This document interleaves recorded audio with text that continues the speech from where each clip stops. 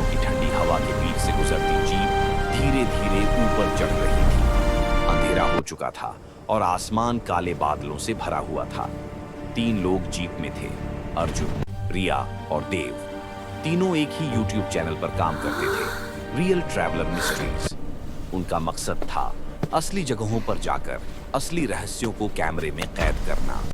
पर इस बार वे जिस जगह जा रहे थे उसका नाम सुनते ही लोग कांप जाते थे। छैलाई पहाड़ी का आखिरी कमरा।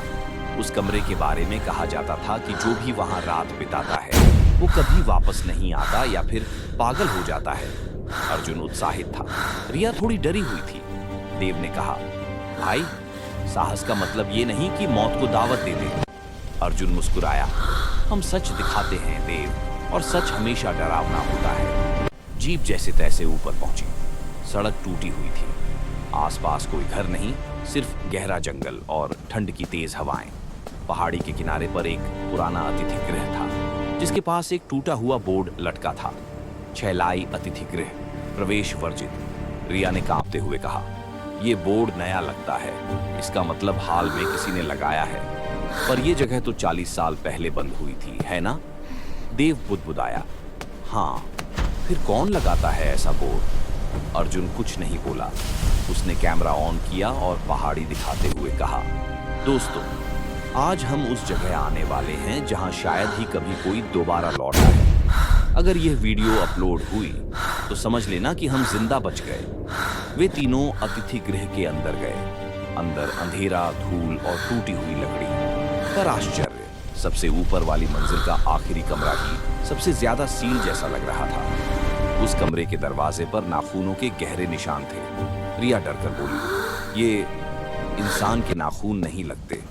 देव ने कहा, चलो नीचे कोई दूसरी रूम लेते हैं। पर अर्जुन ने ट्राइपॉड निकाल लिया। आज यही शूट होगा। आखिरी कमरा और आखिरी सच। आखिरी कमरा खोलते ही एक अजीब सी बदबू आई, हल्की सड़ी हुई मिट्टी जैसी। कमरा छोटा था, पर उसकी दीवार पर काले धब्बे थे, जैसे किसी ने दीवार पर हाथों को रगड़ा हो। रिया के चेहरे का रंग उड़ गया।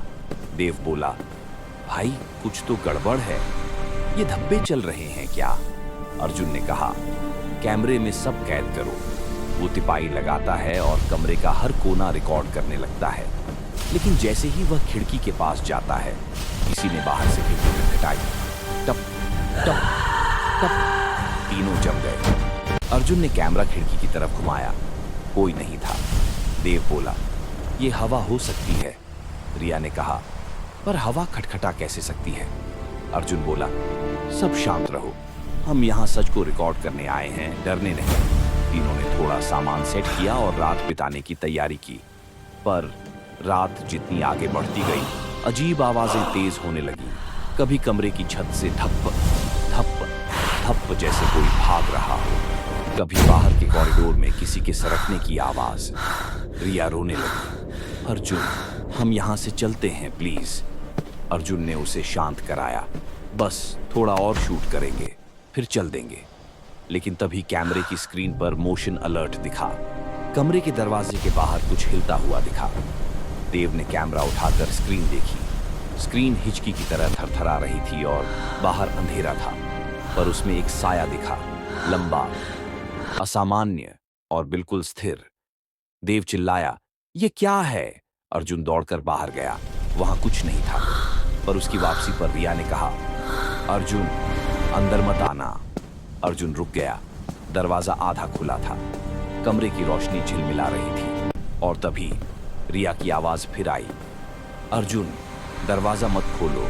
देव बोला, ये रिया की आवाज नहीं है। अर्जुन ने धीरे धीरे दरवाजा खोला। कमरे में रिया और देव थे। दोनों कांप रहे थे। रिया बोली, अभी जो आवाज तुमने सुनी वो मेरी नहीं थी।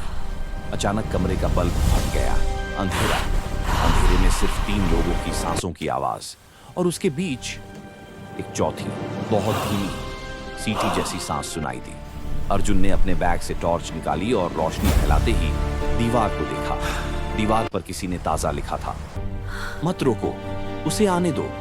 रिया घबरा कर बोली, ये लिख कौन रहा है? देव ने कहा, ये मैंने लाइट जाने से ठीक पहले नहीं देखा। अर्जुन दीवार को ध्यान से देखने लगा। तभी उसने देखा दीवार का एक धब्बा धीरे धीरे हिल रहा है। अर्जुन पीछे हटो, पर देर हो चुकी थी। दीवार से एक उंगलियां बाहर आई, काली, लंबी, गंदी। कमरा हिलने लगा। रिया चिल्लाई और सब नीचे भागे। जैसे तैसे वे ग्राउंड फ्लोर पहुंचे। अतिथि गृह का लोहे का गेट बंद था, पर अजीब बात, बाहर वो बाबा खड़े थे जिन्हें उन्होंने आते वक्त देखा था। बाबा ने कहा, मैंने तुम्हें ऊपर जाने से मना किया था, वहां वह जाग चुका है। अर्जुन ने पूछा, वह कौन? बाबा बोले, जिस कमरे में तुम गए हो वहां कभी एक परिवार रहता था। उनकी बेटी अंजलि बीमारी से मर गई थी, पर मरने के बाद भी वो कमरे से बाहर नहीं गई। देव बोला, मतलब भूत? बाबा ने सिर हिलाया। भूत नहीं, एक बंधी हुई आत्मा, जिसे हर रात नई ऊर्जा की जरूरत होती है। वो कमरे में आने वालों के डर को खाती है। रिया कांपते हुए बोली, तो हम क्यों नहीं मरे? बाबा बोले, अभी समय है, पर अगर अगले 1 घंटे में उस कमरे को बंद न किया गया तो वो तुम में से किसी को ले लेगी। अर्जुन बोला, कैसे बंद होगा? बाबा ने कहा, वही अंदर जाकर करना होगा जिसने उसे पहली बार छेड़ा। सबकी नजर अर्जुन पर चली गई। बाबा ने अर्जुन को एक लाल धागा और पीला पाउडर दिया। इसे कमरे के अंदर चारों ओर छिड़क देना, और चाहे कुछ भी हो पीछे मुड़कर देखना मत। अर्जुन ने कहा, अगर वो सामने आ गई तो? बाबा ने कहा, वो कभी सामने नहीं आती, पर पीछे जरूर खड़ी होती है। अर्जुन के रोंगटे खड़े हो गए, पर रिया ने उसका हाथ पकड़ा। सावधान रहना प्लीज। अर्जुन धीमे धीमे सीढ़ियां चढ़ता है। सीढ़ियों पर खून जैसे लाल निशान थे, जो पहले नहीं थे। जैसे जैसे वह ऊपर गया, हवा ठंडी और भारी होती गई। तीसरी मंजिल पर पहुंचकर उसने कमरे का दरवाजा देखा। दरवाजा अब आधा खुला था, जबकि वे उसे बंद कर गए थे। अर्जुन का दिल कांप रहा था। उसने टॉर्च ऑन की और कमरे में कदम रखा। कमरा पहले से ज्यादा अंधेरा था। दीवारों पर नई उंगलियों के निशान थे, और कमरे के कोने में एक लड़की की परछाई दिख रही थी। लंबे बाल, झुका सिर, कमजोर शरीर। अर्जुन की सांस रुक गई, पर उसे बाबा की बात याद थी। पीछे मत देखना, आगे मत बढ़ना, बस चारों तरफ पाउडर छिड़को। अर्जुन धीरे धीरे कमरे के चारों कोनों में पाउडर डालने लगा। उसके पीछे खुरदरी आवाज शुरू हो गई, जैसे कोई दीवार पर नाखून रगड़ रहा हो। किर किर किर। अर्जुन का हाथ कांपने लगा, पर उसने खुद को संभाला। अचानक पीछे से एक लड़की की आवाज आई, भैया मुझे यहां अकेला मत छोड़ो। अर्जुन का दिल फटने वाला था। उसने आंखें कसकर बंद कर लीं। तुम पीछे देखोगे नहीं। आवाज और पास आई, मैं बहुत अकेली हूं। और पास, मेरे साथ खेलोगे ना? और पास। अब आवाज बिल्कुल उसके कान के पास थी। देखो ना भैया। अर्जुन चीख पड़ा और पाउडर हवा में फैला दिया। कमरा हिल गया। अचानक एक जोरदार चीख गूंजी और सब शांत हो गया। अर्जुन नीचे भागता हुआ पहुंचा। रिया और देव उसे गले लगा लेते हैं। बाबा मुस्कुराए, तुम बच गए। कमरा अब बंद हो चुका है। तीनों ने राहत की सांस ली। वो जीप में बैठकर नीचे की तरफ उतरते हैं, पर पहाड़ी से कुछ किलोमीटर दूर पहुंचकर रिया ने कहा, अर्जुन तुम्हारी पीठ पर क्या है? अर्जुन ने कहा, क्या? रिया ने पीछे खड़े देव की तरफ देखा। देव कांपता हुआ बोला, भाई तुम्हारी पीठ पर किसी के हाथों के काले निशान हैं। अर्जुन के चेहरे का रंग उड़ गया। रिया बोली, अर्जुन ये तभी हो सकता है अगर वो तुम्हें छू कर गई हो। जीप अचानक अपने आप रुक गई। लाइट्स बंद, अंधेरा। तीनों वहीं बैठ जाते हैं। फिर जीप की खिड़की पर धीरे धीरे 2 उंगलियों के निशान खिसकते हुए दिखाई दिए। रिया चीख पड़ी, वो हमारे साथ आ गई है। अर्जुन ने कांपते हुए कहा, नहीं, उसने सिर्फ कमरे को बंद किया था, खुद को नहीं। देव बोला, अब क्या करेंगे?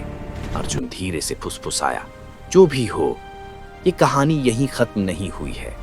पर तभी खिड़की के बाहर एक चेहरा दिखाई दिया, पीला, सूझा हुआ और पूरी तरह बेआवाज। रिया बेहोश हो गई। देव चीखता रहा, लेकिन आवाज नहीं निकल रही थी।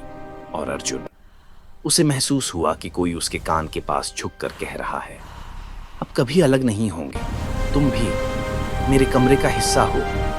जीप के चारों तरफ अंधेरा फैल गया। तेज चीख और सब खत्म। अगली सुबह स्थानीय पुलिस को जीप मिली। उसमें से सिर्फ रिया और देव अर्ध बेहोश हालत में। रिया बोल भी नहीं पा रही थी।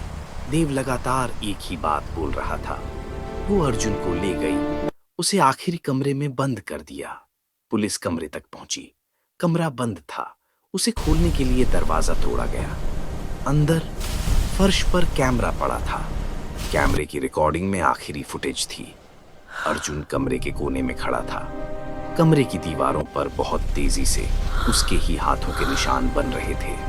और वीडियो का आखिरी दृश्य, अर्जुन के पीछे खड़ी लड़की मुस्कुरा रही थी और कैमरा अपने आप बंद हो गया।